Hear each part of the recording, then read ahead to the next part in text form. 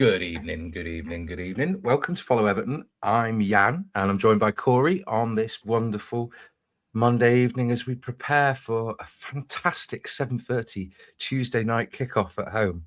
How are you feeling? More up for it than I was before the Newcastle game.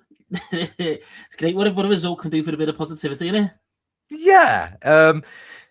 Certainly what the last few minutes and Burnley not turning it around and not getting the win and not playing into the narrative of well, let's not get depressed straight away because there's still a game to go. Evening, Corey. Good to be with you. How is everyone in the comments? Do get your comments in. Thanks for joining us on Follow Everton. We are doing yet more content. We're pumping it out here. Evening, Roy. Yeah, so there's been all football go. We played at the weekend. We're playing yet again. There are many multi-week breaks where teams don't play for some apparent reason. Not that I'm letting my opinions sort of rise to the front for there, but what are your thoughts on this, Corey? In terms of having the gaps in between, I mean, a lot of it is our own fault for not being at the level. So, for example, this weekend coming up. What I'm not necessarily interrupting you. Do carry on. So, are you saying that teams only deserve fairly spaced fixtures if they're performing well? So the benefit is that the better teams get more favour. No, it's more a case of obviously this weekend. The reason we're on midweek is because we're not playing this weekend, and that's because of the FA Cup, isn't it? So if we'd have took our chances, if we didn't do some poor penalties in the FA Cup, we'd have probably done a bit better. So that's all it is. I don't mind the big dedicated weekends to the FA Cup.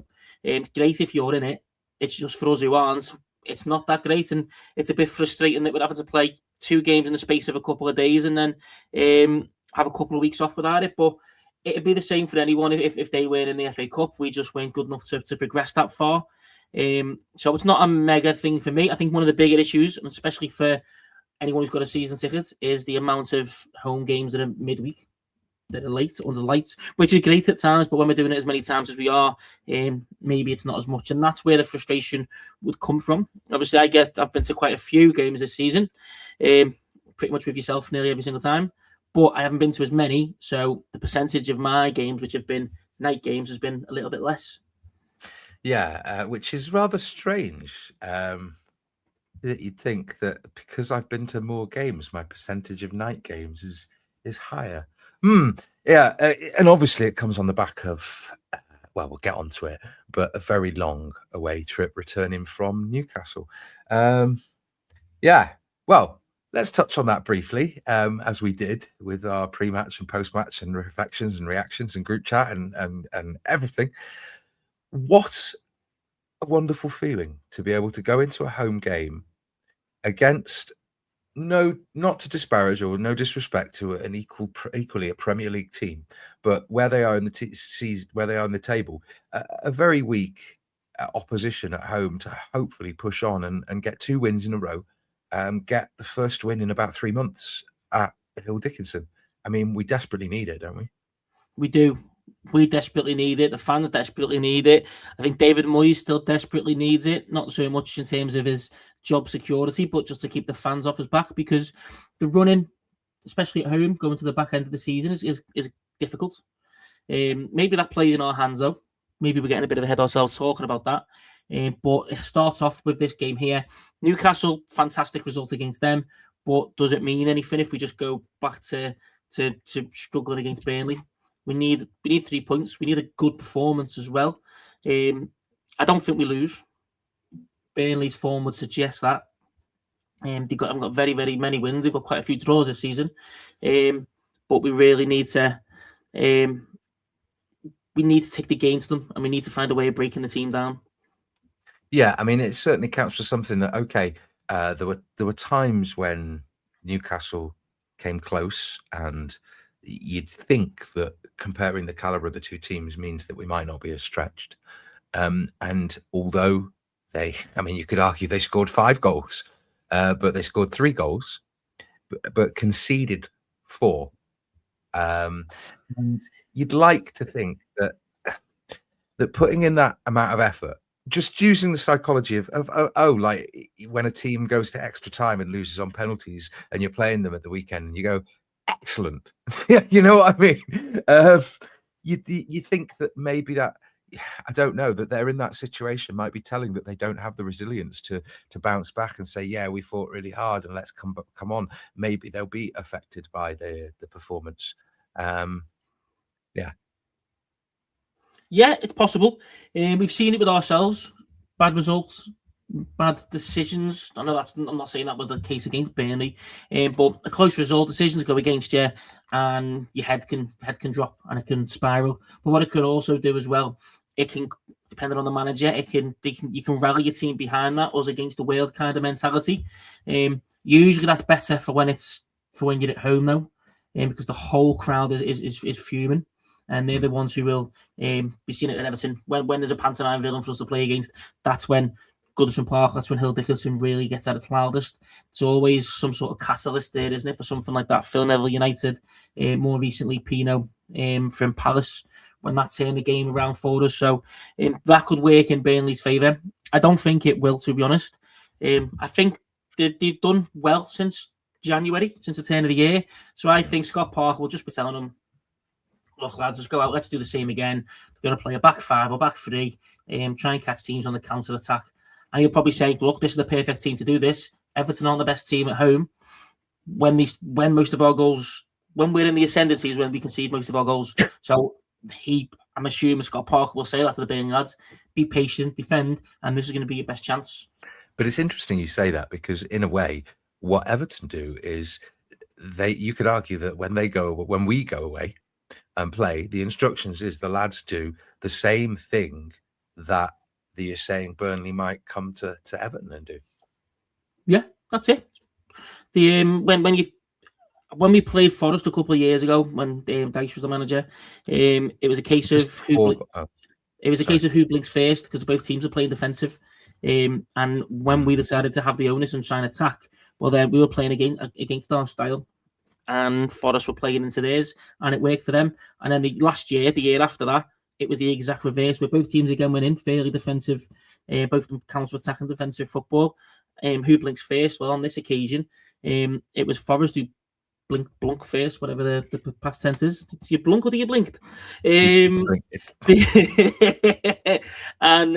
And then we called them on the counter-attack, and that's how we got the result. So it could be something similar to that. I don't think so. I think we will try and play more attacking still. I think the crowd will kind of push the fans. The crowd will pull the team onto that.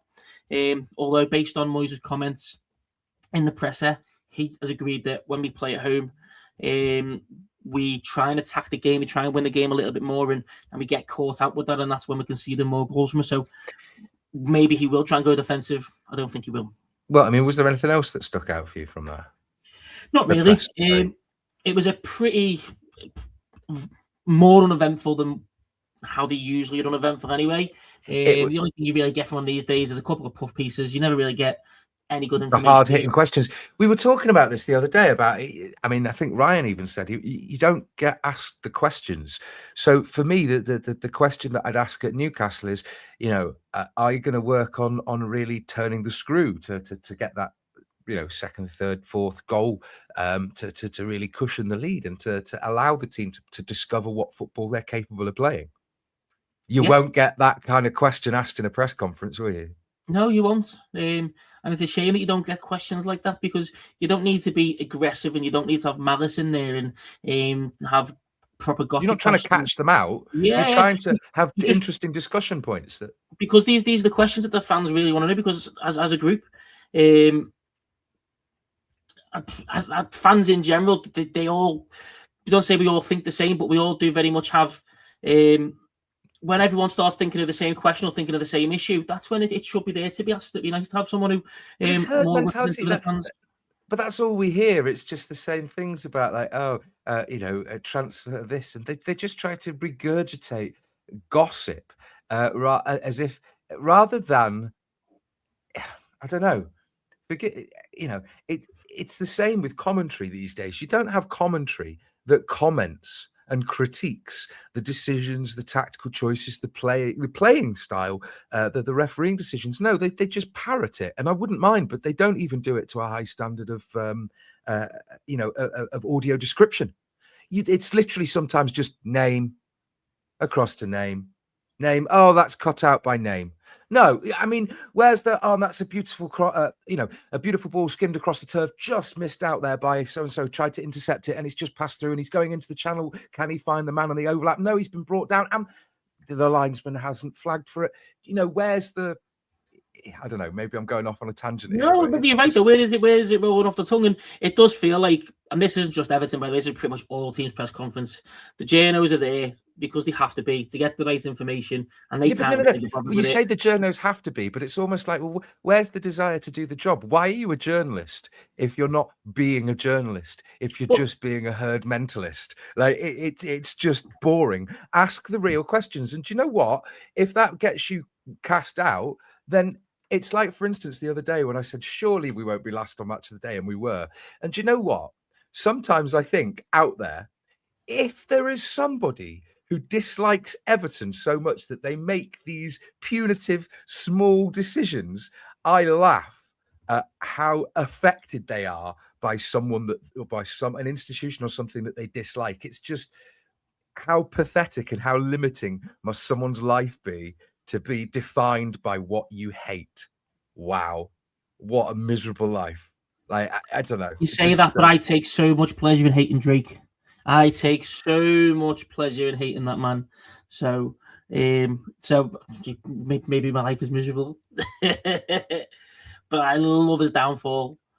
But yeah, you are right. Like I said, I think that the JNOs, they turn up, they have to be there, but do they really want to? They know they're going to get the same fairly aloof answers from the managers. The best interviews are always the ones just after the game where they interview him in the room and they're either absolutely buzzing or they're absolutely fuming. That's when you get the best quotes, not really, or post-game, not really the preview, the pre-match press conferences, because they don't really give much. They don't want to give too much away, do they? They'll give the squad fitness list, and that's pretty much the only thing that's of importance in them presses. I mean, that was just, funnily enough, perfect timing from Peter Duggan. This is why we want you to get your comments in.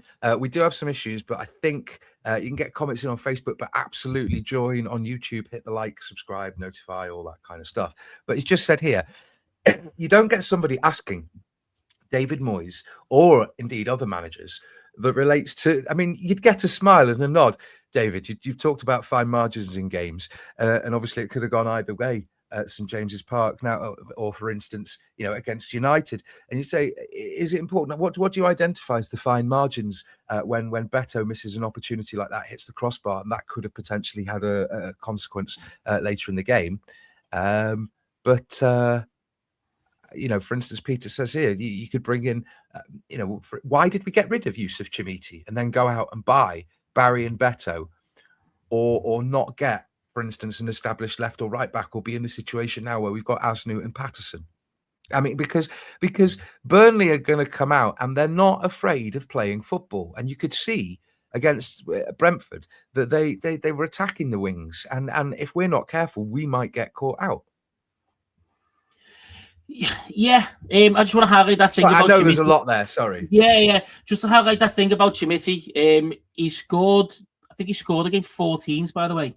He scored half his goals against Celtic, so he's turning up in the big games, and he was brilliant against them. He was brilliant for the first half against Celtic on the weekend, but he was anonymous for the second half. And I just think he's found the level that's right for him at this moment in time. He would still struggle in the Premier League, I think. And he wouldn't be getting the chances from us. He's not mobile enough to play within the Moyes system, so I get why he left. I've got no issue with that. We got decent money for him. If there's a sell-on clause with that, I'm happy with the Chimiti thing. In terms of, like you said there, about is there someone there to ask the questions about how the other teams play and us playing down the wing compared to Burnley? It's, again, until the game's actually played, you can't really, it's hard to ask them questions specifically about the team, because you're not going to want to give your tactics away for how you're going to play. Well, you know what I mean? Okay. What tactics are we going to play though? Because are we likely to see a lineup change? All the same injuries. Alcaraz is out, and yeah. No Alcaraz, no Grealish, and Coleman's out as well. I can see us making one or two changes. I can see Beto coming back in. I think the fixture suits him more than it would do Beto, especially if it's to have more of the ball, because Beto was going to fight and help you on the counter attack. He's going to have a bit more space behind to work with. Barry is a little bit better on the ball, especially if they're playing free at the back as well. It allows. Are we going to see Dwight McNeil again? I think so. I think so. I would like, because he had a good game in the reverse fixture, I'd like Tyler Dibblin to get a game, but I just think that's just I don't see it happening. Ooh, but I would. Oh, sorry, you're an encyclopedia here. What do you think on Cash's comment? I don't think he's the kind of profile that we would go for. I'll be honest with yourself. He is a very decent footballer. He's big.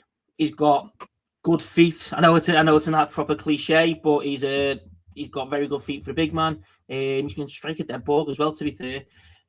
But I just don't think he is the profile that, not for the money that we probably get, because I think he's going to cost quite a bit of money, isn't he, from Atletico? So, I just don't think he's the kind of player that we go for. If we're going to buy someone who's older, I think we're going to go someone with Premier League experience. Someone who is, what's the word? Someone who is proven at Premier League level, if you know what I mean. Obviously, he's played in the Premier League before, but didn't have the best of time. He's not proven at Premier League level, if you know what I mean. So I get it. I get why he's someone to go for, but I just don't think he's the kind of player that FSG will be going for in the summer. Okay. But it's a very good shout on a player who game time getting a little bit less and less for Atletico Madrid. He's played for good managers, he's played for defensive managers, defensive, pragmatic, counter-attacking managers, however you want to put it. And he is a big lad.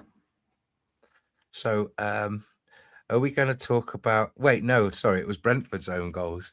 Are we going to talk about the scrappy nature of certain parts of the? Well, what I mean is, I'm going to bring up the scrappy nature of the Brentford, of the Burnley's last game and Everton against United, and I don't really know how to phrase it as a question, but I'm worried that we're going to get caught out in a boxing match, and the game's going to just Everton, be not football.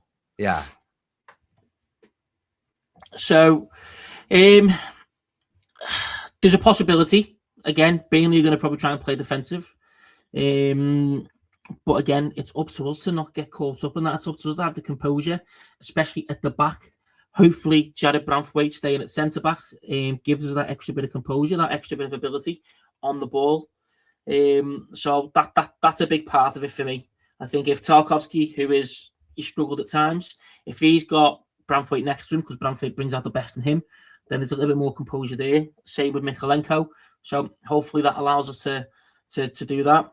I would like, although I think he's had his best game for us in a long while, I would like maybe Idrissa Gator to be benched for this game.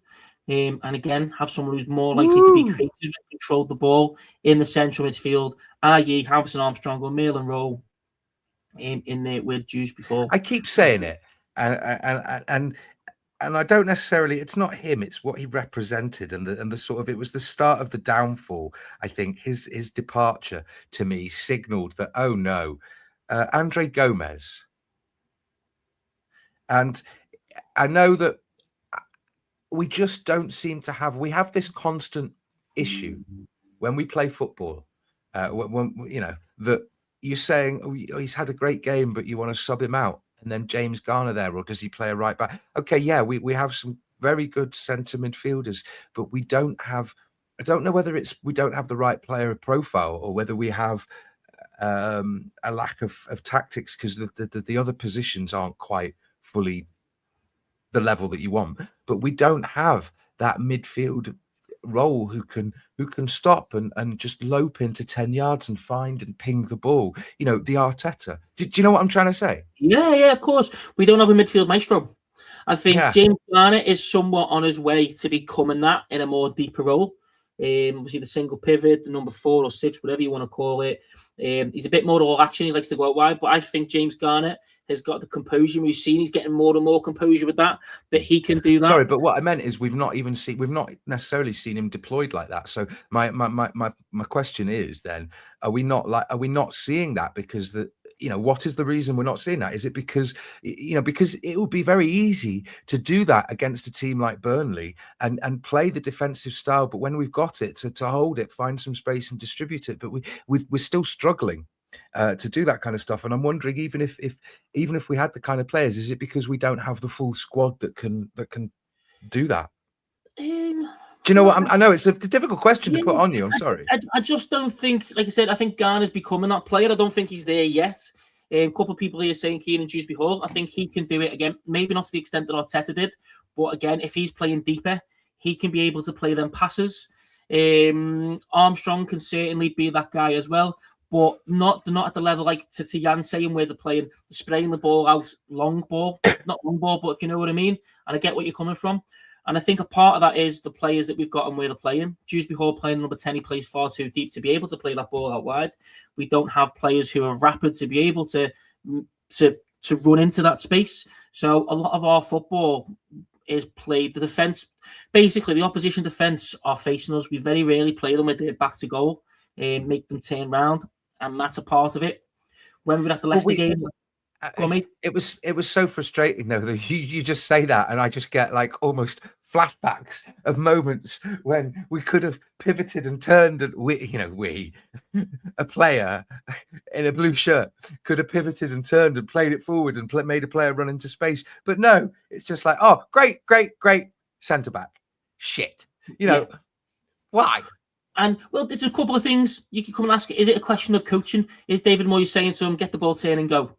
Is it the fact that the players just aren't that kind of player? Now, we've seen it a little bit from James Garner, where he can do it a little bit. Again, I think it's going to be part of his growth. Dewsbury Hall is certainly that kind of guy. We've seen... Oh, yeah, no. Sorry, people were mentioning Kieran Dewsbury Hall. And what's great for me, though, is he's so tenacious. Yeah. He just won't he's not happy. Okay. I know sometimes you have to accept that the other team have the football. It is the nature of football, but he's not happy with it. And he's like, no, this is what I'm going to do. And he's the one that makes those mistakes, wins the free kicks or the throw-ins high up the pitch. And he's the one that's constantly pushing the press. He's the one that was the transitionary player a few months ago. And when we missed him with that, I can see why Leicester fans were upset about his departure. Yeah, 100%. He's been much better player than I thought he was going to be. I didn't think he was going to be a flop in any way, shape, or form. I thought he was going to be a good, solid player. But he's seemingly much more than that, and he's massive for how the team plays defensively. But more so going forward, whether it's in the central midfield role or in the number 10 role. So he's massively important for it. He's a massive part of us being positive on the ball. He finds the space and he's always trying to drive forward. But we do need players who can play in between the lines as well as him. And I think this is the issue with Idrissa Gana Gueye. And I don't want to keep singling him out, but that's the kind of thing when we're playing at home and we need to be more attacking. Having the two holding midfielder players who aren't going to, like you've said, turn and go forward and play between the lines is a big thing. And that's why we need someone. Merlin Roll for me is very good for that. While I think Harrison Armstrong's probably the better player at this moment in time. Merlin Roll, go on, mate. Do you think that there's any signs that Moyes might be thinking for the future is there any scope to say that he's holding on to or looking to build a team in a few years' time or the framework where you've got the potential for, Branthwaite, O'Brien, Tyreek George, Harrison Armstrong, Merlin Roll, maybe Tyler Dibbling, I don't know, Asnu. Can you see what I'm saying? Are we actually seeing the formations of it? Is it like FIFA going out, all these best young promising players, and you buy them in your first one or two transfers things and think, yeah, in 3 or 4 years this will be my team? Is that what? Am I being too optimistic? No. I think that's a bit of it. I think this is where we've got to question. where them transfers they're thinking of Moyes? I'd say Keenan Dewsbury Hall and Jack Grealish are very much the Moyes ones. Or are them transfers, the younger ones, are they the ones of the board, the transfer committee? Because there might be some, what's it called? Discontinent. Incontinent, no. Incontinent. What's it called? Like, whatever. Lack of continuity. There's a disconnect there between what Moyes wants and what the board wants. And that's a question that we've been asking throughout the season, because players like Dibble, we paid a lot of money for him, but he's a play for the future. Same with Adam Asnew. But when we needed 10 players, that's a question for another time. I think it's a little bit of both. As with anything, it's a little bit of column A, a little bit of column B, and it's how you can merge that. The issue is, obviously, some of these players, i.e. Tyler Diblin, haven't really shown anything. So at that point, they are getting put in the brackets of you're purely for the future at this moment in time, because he's struggling this season when we probably could have done with someone for that much money who was going to be more of a instant impact. Yeah. Which does bring me around to someone said before, a very attacking player for Burnley, Hannibal. Yeah, former Manchester United academy graduate. He's still not at the level that a lot of United fans thought he was going to be when he was younger. He can be a bit tempestuous. He can give the ball away a little bit, but overall, he is good on the ball. Plays mainly in the centre, but likes to drift out wide. Kind of player who will. What's that? Sorry. Is it left side? Sorry, carry on. I mean, he'll play both sides. He's more of a central midfielder, but he will drift out wide, essentially. Decent going forward, but he's really not at the level that you can see why he plays for Burnley. He is one of their better players, but he's looking like, unless he has a massive jump up in his improvements, he's always going to be very much a relegation scrapping Premier League kind of player. So, I mean, really, all positive signs for tomorrow night then. I'd say so. If you look at Burnley's record, I think they've got, is it 3 or 4 wins all season? And 4 wins all season, 2 at home, 2 away. So again, there's no pattern there to suggest they're more likely to be solid against us tomorrow. The only thing I would say, my only concern is, like I mentioned there, we like to attack at home, or we're more likely to. That's when we concede most of our goals, and I see that being how Burnley are likely to line up and try and take the game to us. Sit deep, allow us to attack, and then catch us on the counter. That is probably, but again, if we've got the likes of Jared Branthwaite at centre back, we've got a lot more pace. It will allow us to defend much better against that counter attack than we have done with both Keane and Sarkowski at centre back. Which, once again, to stress the point, having them two together just doesn't work because they're both far too slow, especially if you're going to be playing at home and pushing high up. Yeah, I mean, that you can see that they've. I can see the frustration of being a Burnley fan because their results have been consistently close, where you'd expect them to potentially be competitive, and they've even, okay, so they've capitulated here and there, 2-0 against Arsenal at home, 2-0 against Chelsea at home, but they had a draw at Anfield, they had a draw at home against United, they beat Leeds, they won away against against Wolves. So you're thinking, like, okay, maybe not the greatest of results, but you as a Burnley fan, you think, okay, there's something to build on here, and then they had some draws, and okay, so it's gone downhill, and I don't know what seems to be happening at Burnley, because they I didn't think that they would be this obviously adrift. It's okay. So, I mean, they've picked up the odd result here and there, but mainly draws for Burnley.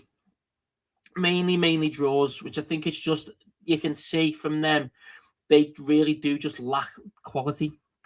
If you look throughout the whole squad, there is a lack of quality. There's no players there where you think, do you know what, he might not be the greatest player, but he's an absolute game changer, if you know what I mean. But you say that, and I'm sorry, I was just going to get, because I didn't want to be predictable, but I mean, it's the same thing.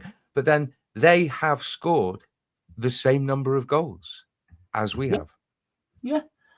But again, even with that, it's still a case of can you keep, if you're going to play lower down the league, you got to keep the game tight and then have game changes to get you them wins, which gets you, instead of just draws, it gets them extra couple of points. They just lack game changes in my mind, because when they do concede goals, they're going forward. But the major change to what we've seen in them since the turn of the new year is the fact that they're trying to stay a little bit more solid. Look, Brentford is a little bit of an outlier in regards to that, but they have tried to be a bit solid since the turn of the year. They've still conceded a couple of goals, but they're trying to catch teams on the break quite a bit, and that's where they've had a bit of success. They've had draws against Man United, against Liverpool. So we're not going to see Michael Keane start alongside Tarkowski. We're going to see Branthwaite and O'Brien and. I think we see Tarkowski and Branthwaite at centre back. You'll just stick with the same. You know what I mean? Yeah, we conceded 2 goals, but they were both deflections. I think we were seemingly pretty solid against Newcastle. To be honest, I was really concerned in that game that maybe not Voltemada in terms of having chances, but their wide players who had pace, Gordon, Alanga, and we shut them out. And yeah, they didn't get around the back of us like hardly at all. And that's where a lot of the time we have issues with that. But we've got the centre-backs, they know each other. They've got a really good partnership. Like I said, I think Branthwaite brings out the best in Tarkowski. He brings out the best in Mykolenko. So if you've got that, then I think you need to be respectful of Burnley, because they're a Premier League team, like you've mentioned, and they've got results, especially since the turn of the year. So you have to be mindful. You can't completely disrespect them. But again, if we play our 2 best centre-backs, certainly if we play Jarrad Branthwaite to elevate those around him, and we play professionally, then we should beat them. Certainly don't think we'll get beat. I'm gonna put my neck. I'm gonna go out on a limb and say a nervy, as in we won't play it early and dominate, but a nervy 2-0. Yeah, I get what you mean. We get a goal. We're not 2-0 up and cruising. We might get another second goal late on, kind of thing. The fingers crossed. Yeah, because until that second goal comes, and even then, but you just think, well, we could just, even though it doesn't feel nervous, we feel more together and we feel more composed and we feel more solid.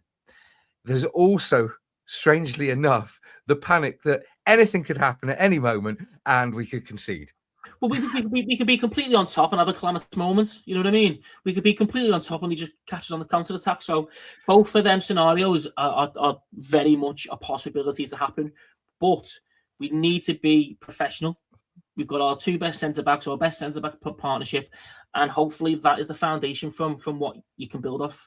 And that's no disrespect to Michael Keane, by the way, who I think has actually been a better defender this season than James Tarkowski.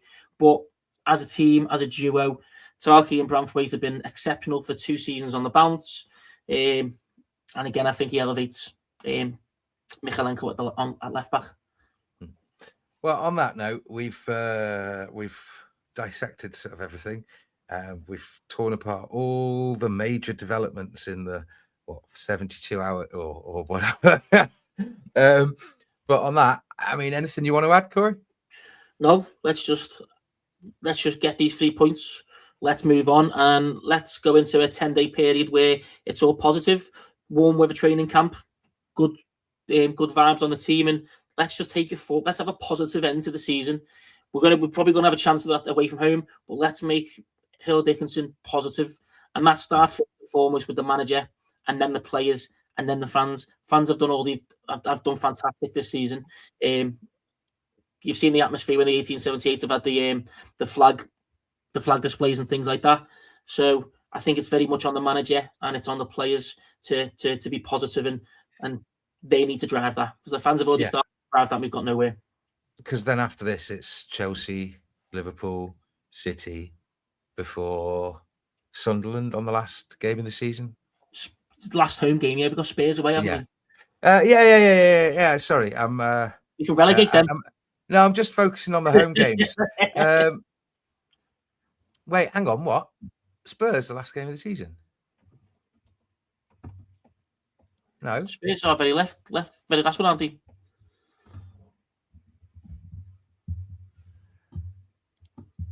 Yes, possibly. Sorry, my bad.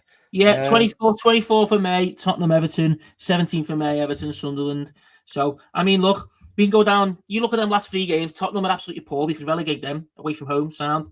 Struggle against the counter-attacking team. Sunderland at home. We could beat them. They've not been the greatest away from home, but they've been great at home. Palace away from home. We get good results there. West Ham at their place.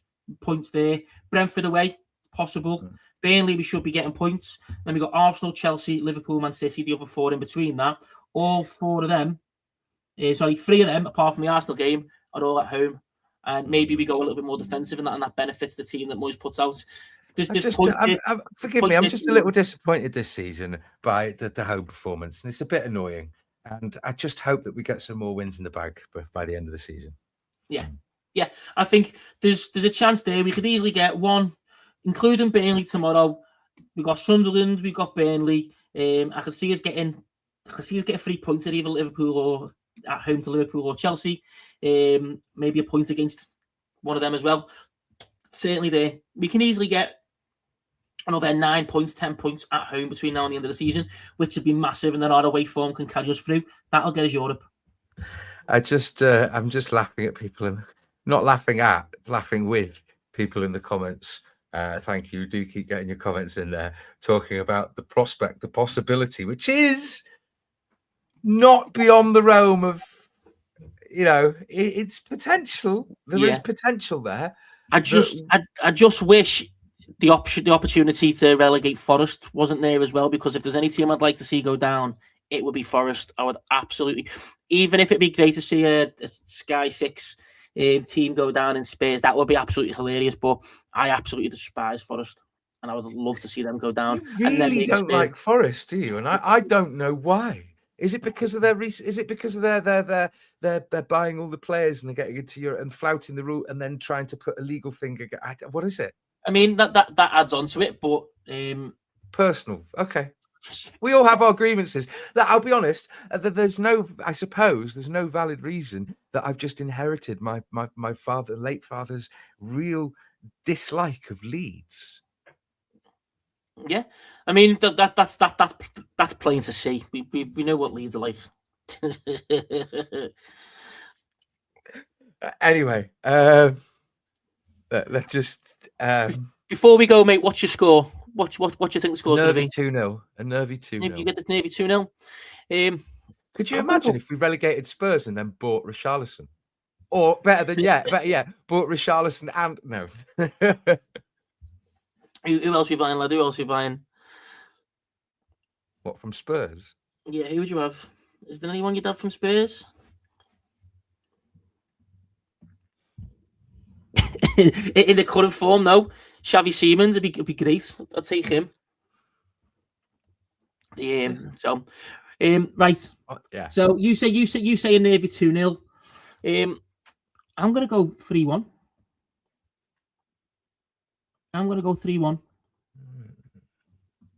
We're all assuming that Wolves are down, of course. Yeah, there's no way Wolves make it back from there. It's Burnley and Wolves going down, and then it's a toss up between Forest, West Ham, and Spurs. I don't particularly mind West Ham. You don't think Leeds are in danger at all? No, I think Leeds have got enough about them to stay up. Their home form, Ellen Road will keep them up anyway. Yeah. I know. The thing is, Peter Duggan, is that just because you hate Elton John? What? If you look at his comment there, 3 teams he hate most: the Red Side, Newcastle, and Watford.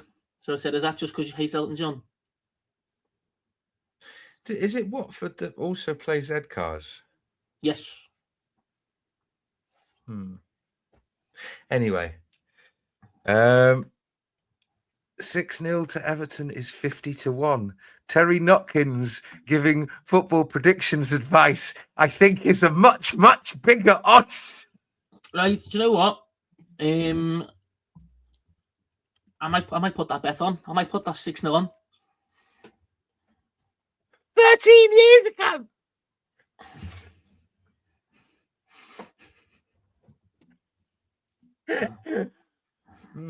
Okay, all right. Yeah.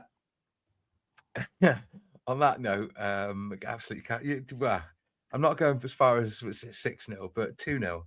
I mean, an Everton win is hopeful, but you can't even. I wouldn't even recommend anybody put their money on that. Yeah, well, I'm gonna go now. Cook me tea and put a bet on Everton 6-0. And if it's wrong, I'm coming for you, Terry lad. There you go. 3-0, Barry. Anyway, on that note, thank you for joining us on Follow Everton on this wonderfully eventful Monday night. We will be providing, hopefully, more post-match and pre-match ahead of tomorrow's and around, sandwiching like a delicious bread of football-y goodness. Anyway, thank you for joining us on Follow Everton. Up the fucking Toffees. Up the fucking Toffees. See you tomorrow, Yann.